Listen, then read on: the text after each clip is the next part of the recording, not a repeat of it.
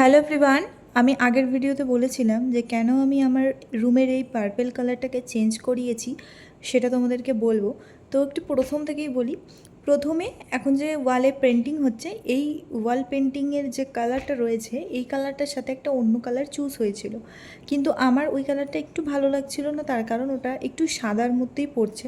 তো যেহেতু আমার রুমটা এতদিন সাদাই ছিল, তো তার জন্য আমার ভালো লাগছিল না, ওই জন্য আমি বলি যে পার্পেল কালার করাতে। তার জন্য দেখতেই পাচ্ছ পার্পেল কালার করা হয়েছে, কিন্তু পার্পেল কালারটা করার পর এতটাই অড লাগছিল, কোথাও গিয়ে আমার কালারটা একদমই ভালো লাগছিল না পার্পেল কালারটা। তো তার জন্য আমি বলি যে প্রথমে যে কালারটা চুজ হয়েছিল সেই কালারটাই করাতে।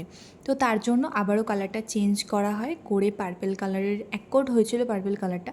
তো তার উপরে আবারও যে কালারটা চুজ হয়েছে, এই যে এই কালারটা, যেটা একটুখানি ছোট্ট একটা ক্লিপ দেখালাম তোমাদেরকে, এই কালারটা করা হয়। দেন এই কালারটা করার পরে ঠিকঠাক আছে, ভালো লাগছে। পেন্টিংটা ফুল কমপ্লিট হলে রুমটা তোমাদের আমি পুরোটা দেখাবো।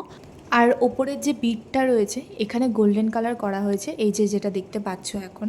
তো চলো টাটা, দেখা হচ্ছে তোমাদের সাথে নেক্সট ভিডিওতে।